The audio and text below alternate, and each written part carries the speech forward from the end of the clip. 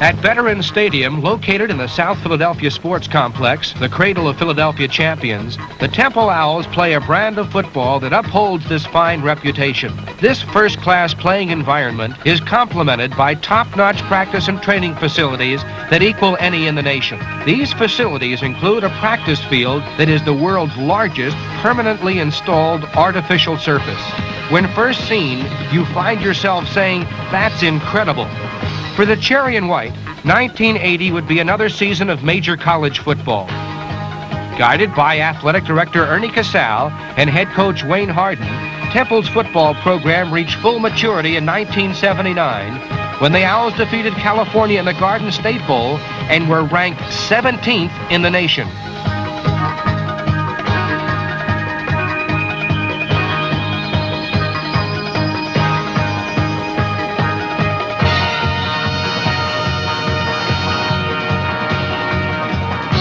As a result, Temple is now attracting the blue-chip athletes from all across the nation.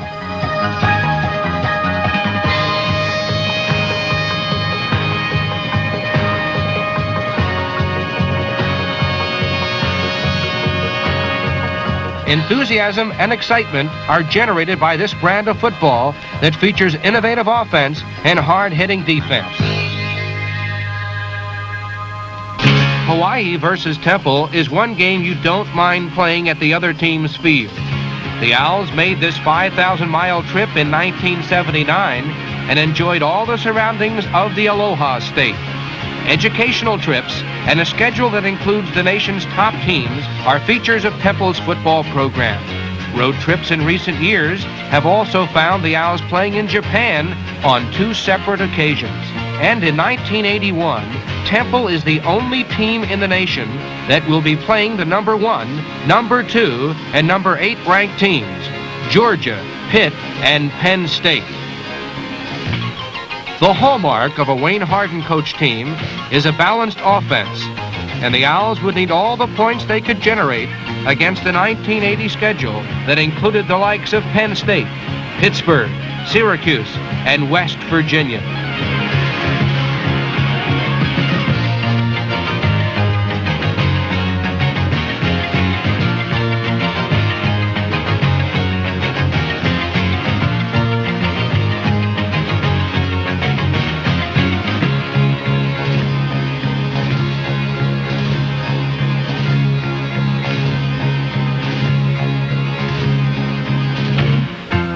Number 28, Kevin Duckett, sophomore running back, was the ECAC's Division I-A Co-Rookie of the Year as a freshman and Temple's leading rusher in 1980.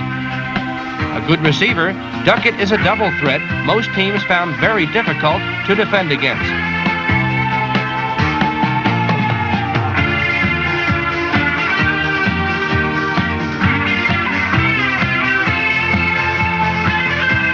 Sophomore running back Sherman Myers, number 40, was one of Temple's total offense leaders in 1980.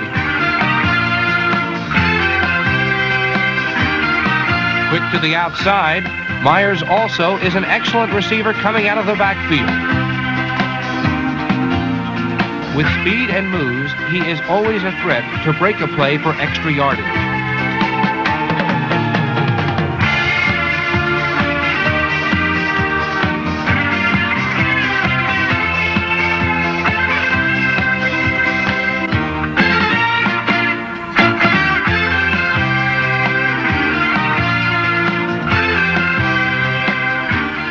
Freshman running back number 35, Brian Slade, was a welcome addition to the 1980 Owls.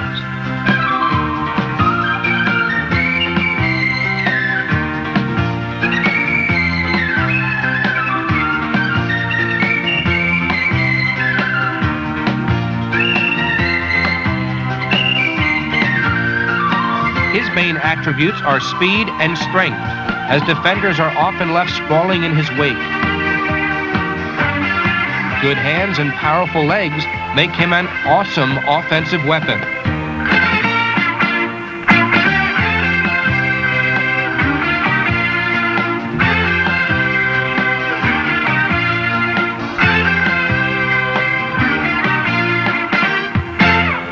Junior Tink Murphy, number 9, was the signal caller.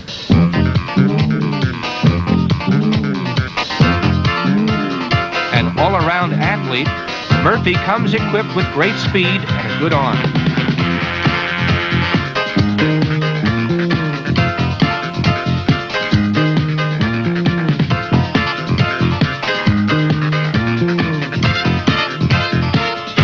Junior split end Gerald Sweet Feet Lucier, number 45, is the man with the hands.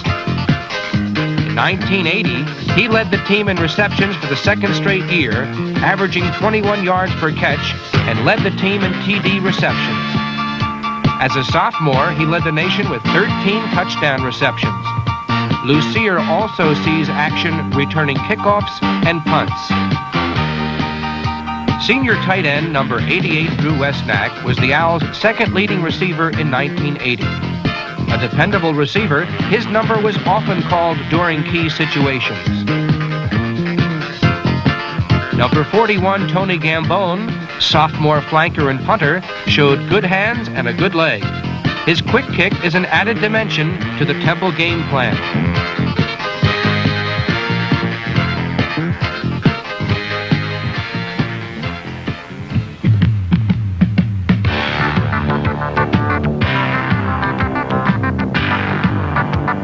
While the offense is a major consideration, it can't do a thing unless it has the ball.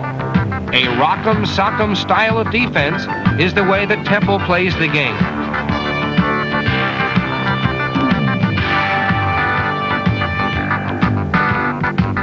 And when the opponent tries an airmail delivery, it doesn't always arrive at the correct address.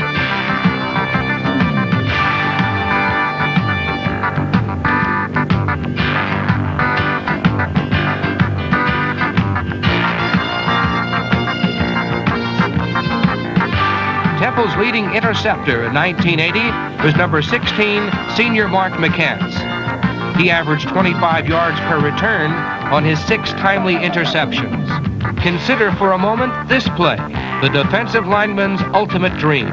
It was poetic justice that number 94, senior defensive end Colin McCarty, saw this dream come true. An unconventional player with some very conventional ideas, honorable mention All-American McCarty has future pro written all over him. Selected to play in both the Blue-Gray Bowl and the East-West Shrine Game, McCarty's aggressive play has caused him to become known as the drive stopper. Feared by his opponents and respected by his teammates, McCarty is a player that you can bet on hearing from in the future.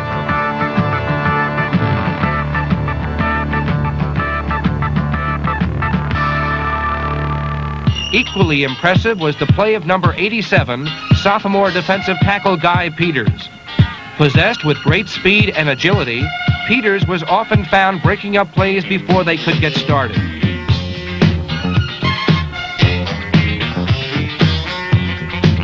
Number 55, junior linebacker Steve Conjar, the team's leading tackler with 174, was selected honorable mention All-American. Known as the Hulk, Conjar's play on the field is as impressive as the build on his body. Because of his great leadership qualities, he has been selected as the team captain for the 1981 season. Number 36, freshman defensive back Kevin Ross, is a player of unlimited potential.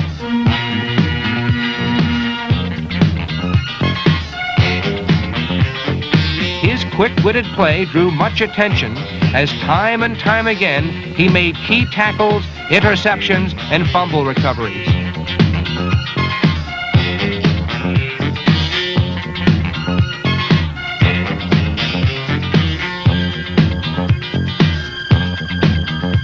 With good size and speed, sophomore defensive tackle number 97, Vinnie Minnie, was often found in the opponent's backfield. Sophomore place kicker Bob Clouser, number 10, follows in the long tradition of Temple's excellent kicking game. Special team play is an integral part of the Temple football philosophy.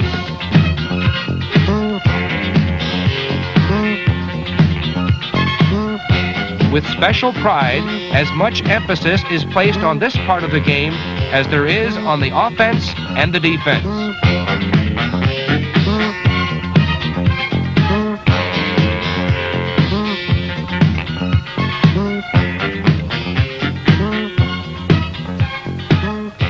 coach Wayne Hardin is the formulator and executor of this philosophy. Selected as this year's head coach for the East and the East-West Shrine Game, Coach Hardin's teams are known for their innovative offense and hard-nosed defensive play. As the all-time winningest coach at Temple, Hardin's record is well above 600. Before his arrival at Temple, Hardin was the head coach at Navy and produced such players as Roger Staubach and Joe Bellino. Recipient of numerous awards, Coach Hardin is a solid football man and a leader dedicated to his profession and to the development of young athletes. This dedication has gained him national respect and produced numerous players for the professional ranks. Many former Owls have and are now playing in the pros. Among them are players such as Randy Grossman, Temple's star tight end of the early 70s. Grossman is now playing for the Pittsburgh Steelers and the proud possessor of 4 Super Bowl rings. Other Owls still active include Steve Watson, number 84 with the Denver Broncos. Jim Cooper, a 2-year starter at Dallas, blocked for number 25 Anthony Anderson at Temple. Anderson now plays for Atlanta. Number 18, punter Casey Murphy with the Cleveland Browns. Mike Curcio and number 28, Zach Dixon with the NFC champion Eagles.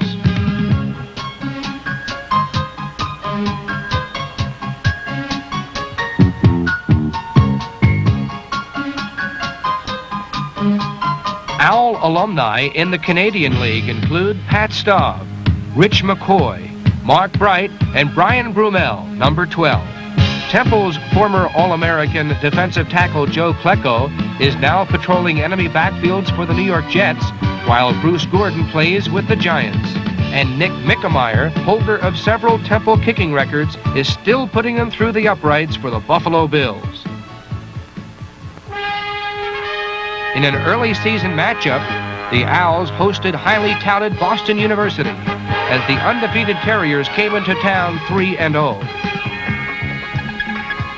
It was a game for which the Owls had prepared, knowing that the men from Boston weren't here for tea.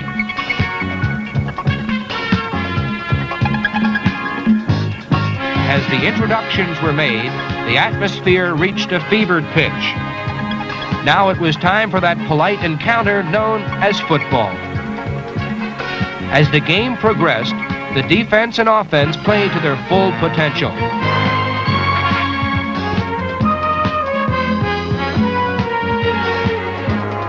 And when called upon, special teams were on top of the situation.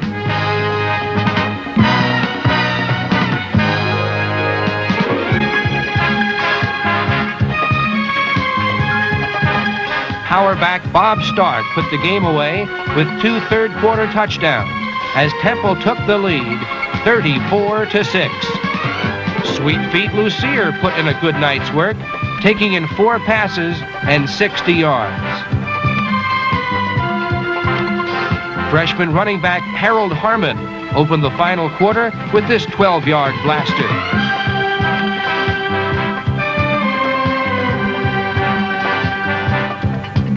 The final score, 53-6. Notable was the game-leading performance of super sophomore Kevin Duckett as he grabbed off 133 yards and 2 TDs on just 14 carries. It's easy to see why number 28 is a former All-Rookie.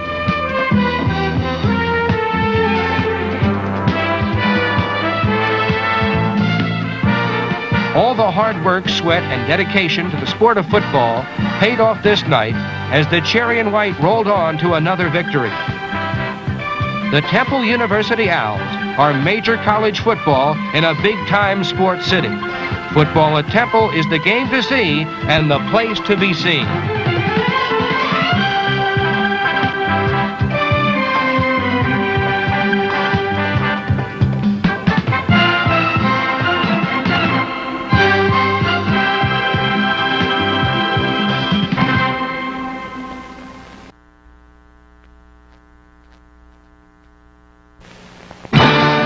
Philadelphia, sports capital of America.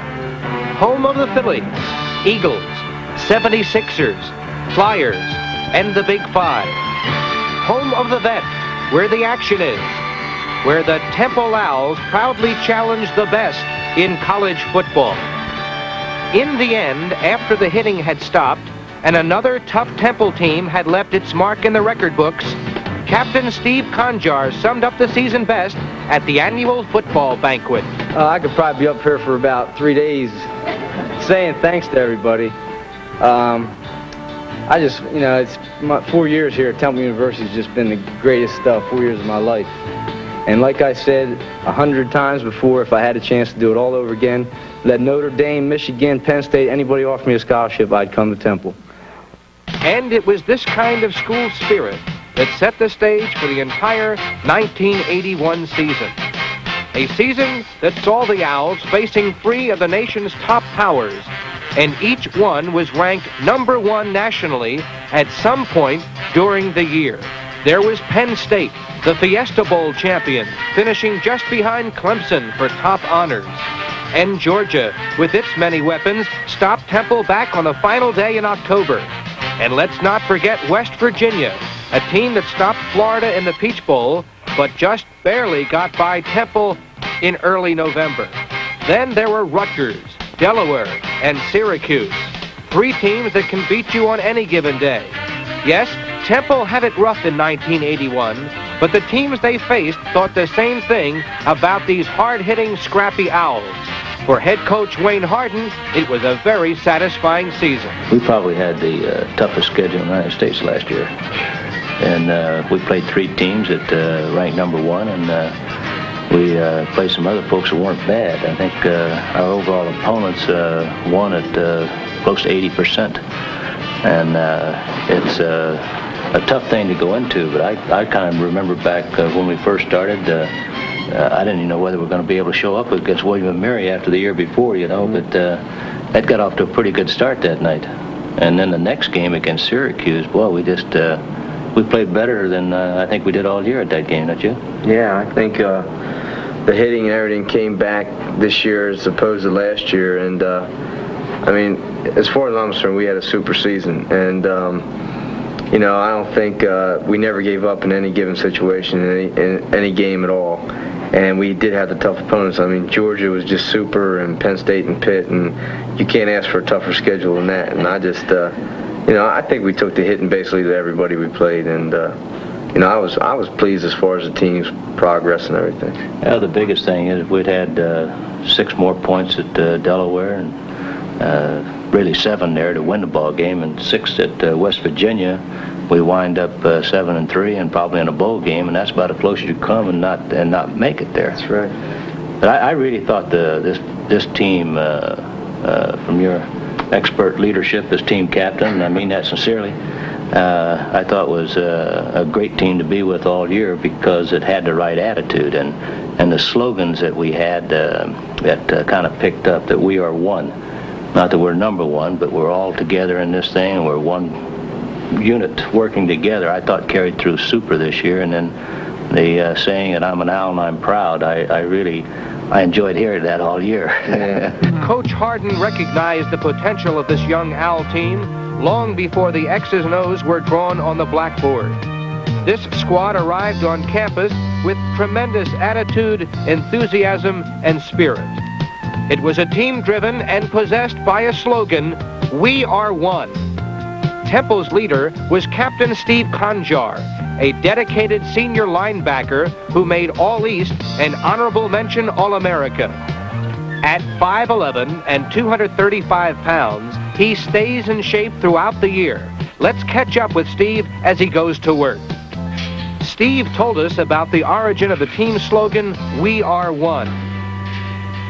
We Were One originated back in the fall when we all decided that we needed a team slogan and that we wanted something that we could all look at and carry on from year to year here at Temple University. And a junior defensive back, Ruben McCoy, came up with the idea, "We are one." And everybody on the team agreed with that. And that's where it all started. Now, "We are one" doesn't mean that we are #1. It means we are one as a family. If you would look at the sign, it's spelled O-N-E and not with a number 1. And that's what we didn't want here at Temple. We didn't want guys raising their fingers in the air pointing, hey, we were number one, when in fact we weren't number one. We are one, though, as a family and as a unit, as the closeness of a family. The guys are close, everybody's friends, we all hang out together, and we have a lot of team spirit, and it's a lot, it has a lot to do with motivational and inspirational factors. A key example is during the Rutgers game when we had a man named Mike Parada, an offensive guard, a real good one for us. Our center, Mike Berger, went down with a shoulder injury in the first half, and our trainers ran out of shoulder harnesses for shoulders. And Mike Parada is a second-team guard, and he happened to have a harness, and he was playing in the game also, and he had a bad shoulder. But he gave his harness up so Mike Berger could keep playing. It was this kind of unselfishness and sacrifice that prevails not only in the Rutgers game, but throughout the entire season. Temple's defense sparkles, and the offense has its moments in the limelight as well. The offensive line opens gaping holes for the backs to gain 244 yards for the day. This is Harold Harmon.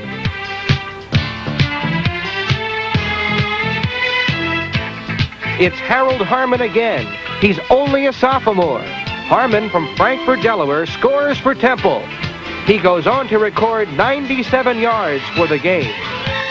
Defensively, it's the second consecutive week Temple holds its opponent without a touchdown. 1 week earlier, the Owls shut out Colgate 31-0. Temple follows up this win with one over Cincinnati.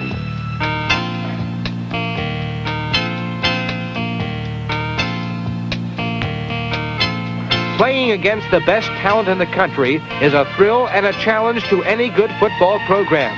But you don't play well against the top-ranked teams by wishing and hoping. It takes hard work, determination, and hour after hour building up strength in order to battle strength. The Temple weight program has come a long way since Steve Conjar was introduced to it 4 years ago.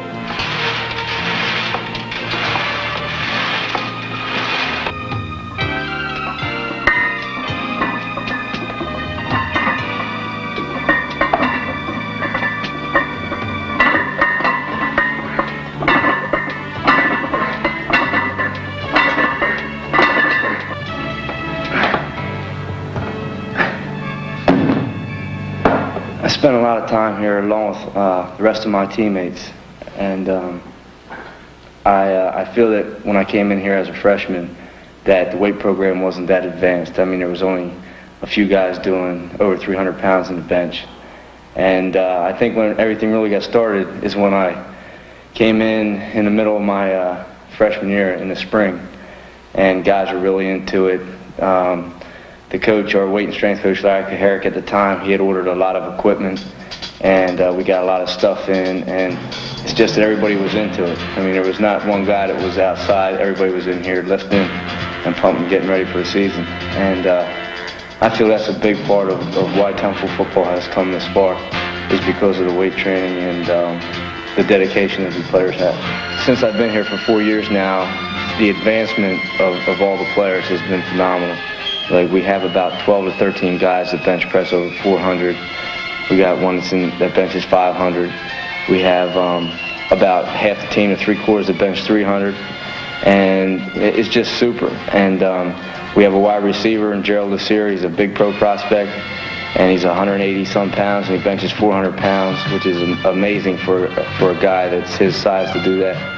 For Gerald Lassire, he makes 10 catches against Georgia, and he makes honorable mention All-America. He also breaks Temple records for most catches and yards gained by an Owl receiver. Later, Lassire plays in 2 postseason All-Star games and leads all receivers in the Senior Bowl. Temple's attack features moments of brilliance on offense and defense, but lack of consistency in all areas cost the aggressive Owls dearly. Stopping Georgia's great running back Herschel Walker was like trying to stop inflation. Sometimes the defense did, sometimes it did not. Temple puts together 2 good quarters of football, but Georgia shows its might on this day and wins the game handily. Despite the loss to Georgia, the Temple players are convinced they can play with anyone. Coach Hardin feels another good recruiting year should place Temple right into the national picture. I think the biggest thing that impressed me when I first came here was the closeness of the facilities. The dormitory, the classrooms, the practice facilities are all close. You don't have to take a bus or ride a bicycle to get around, and having the opportunity to have the city to go see things and do things, and there's never anything for lack to do. I know most of the guys go down to Pat's Steak and get those hoagies down there. That's for sure. The team works out under the best conditions. Top quality fields, a superior coaching staff, modern facilities, all within the great city of Philadelphia. For the team's outstanding academic student, Larry Cox, Temple offered married couples the perfect environment. All the facilities are real close. A couple places that I visited, you had to take a bus, and I really didn't like that, but if you live in the dorms, I'm married, I lived right there. I walk out my back door and I'm running, because I like to run in the morning, and I have all the facilities right there to use. And that's just a real fantastic thing about Temple. Time saver. Time saver, perfect. Temple features another time saver. It's the largest AstroTurf field in the world. What we have here is the largest single piece of AstroTurf in the world. Playing on artificial turf is a great experience. I find, I like it very much because it makes you a lot quicker, it makes you faster. The advantage of it as far as playing on grass is that when you're playing on a grass field, you don't have you have the holes and everything else where you can fall into and you can't see, whereas when you're playing on artificial turf, you don't have that kind of thing. And I think it cuts down on injuries as far as that goes. And I think it was a big step forward in Temple University's progress with their football program and everything else, having the largest piece of AstroTurf in the world. When we're not practicing on the artificial surface at Temple University, we're here at the vet playing on the artificial surface for our football games. Playing here at the vet is a real thrill in itself because it's the home of the Phillies and the Eagles. And I can remember when I was just a young kid growing up in the city of Middletown, where I used to come down here with the Little League baseball teams to watch the Phillies play, and come down with the Little League football team and watch the Eagles play. And it's out here seeing Bill Berge and everybody else play, and you never imagine that one day you might get here yourself. And here I am, and I played on this field many a times, and I have enjoyed every minute of it. One of Temple's most enjoyable evenings of the season had to be when Syracuse visited the vet back in September. Coach Hardin was concerned about stopping the explosive orange attack and running star Joe Morris. The key to victory comes in the second period, with the defense in the spotlight. Temple holds a slim 7-0 lead, but Syracuse is driving. On 4th and inches, Syracuse quarterback Dave Warner tries a quarterback sneak. Steve Conjar, Vinnie Minnie, Ken Stubbelow, and Tom Kilkenny combine for the stop. The officials call for the chains. Syracuse doesn't make it as the inspired Temple defense comes off the field. Now the offense shows its stuff in one of its most productive nights of the season. Quarterback Tink Murphy has a fine game. He completes 16 of 26 passes for 192 yards and no interceptions. After Jim Brown gives Temple a 14-0 lead, Murphy and sophomore tight end Jim Ermert team up to increase the Temple advantage. Ermert, who comes from Sunbury, Pennsylvania, is 6'4", 230 pounds. He'll be around for 2 more years, and he keeps getting better and better. His touchdown catch builds the Owls' advantage to 21-0.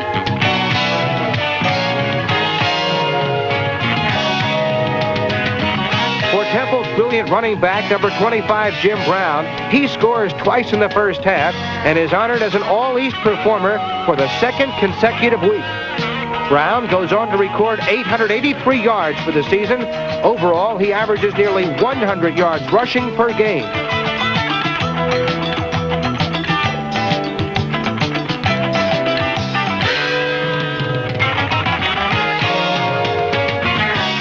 But as well as the offense plays, it is the defense that writes the story of this game. Guy Peters, number 87, plays his best game of his career, and he will return in 1982. Peters is in the Syracuse backfield as much as All-America candidate Joe Morris.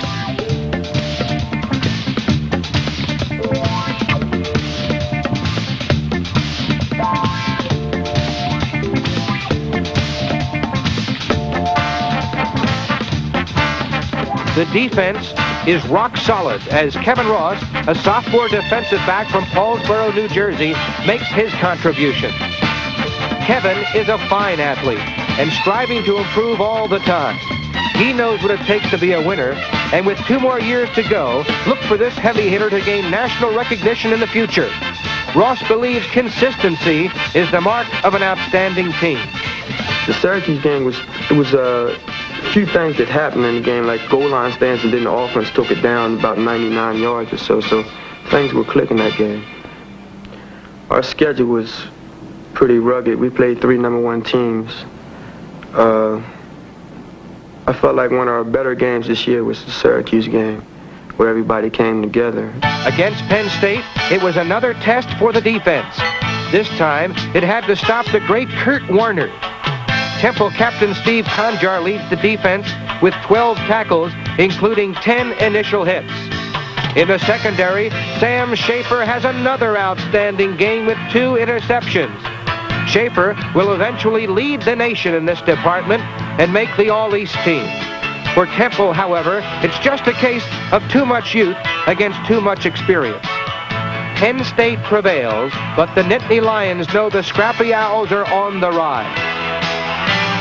At West Virginia, the Owls get off to a good start, stopping the Mountaineers cold, then scoring themselves. This pass from Tink Murphy to Gerald Lucier is followed by a Temple field goal.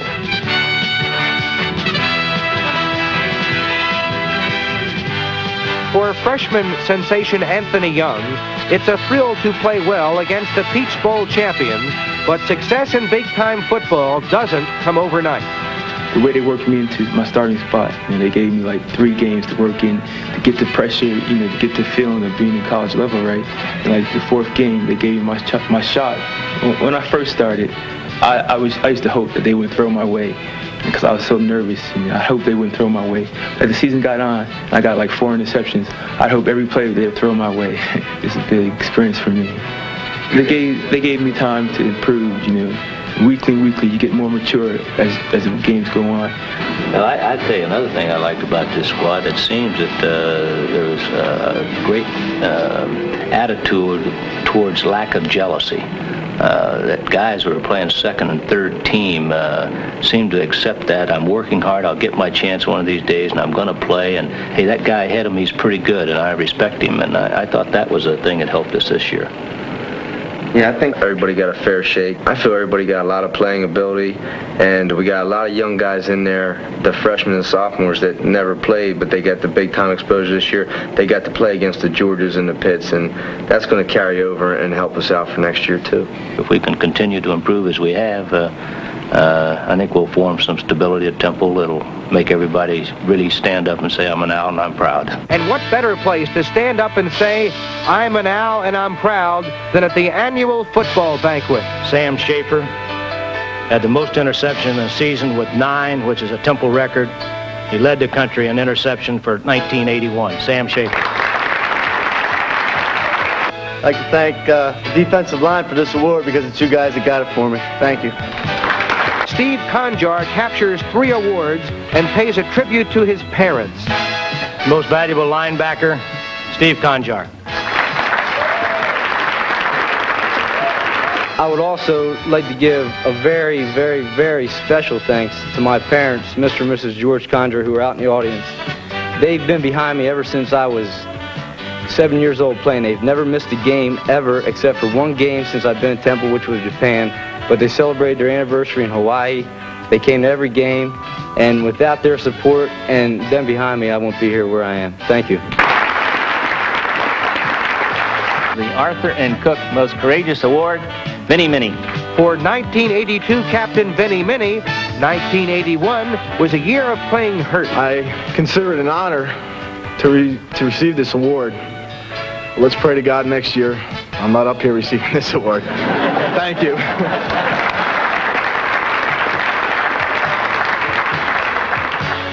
For his spirit, dedication, and loyalty, Kevin Ross receives the Jack Honingman Award.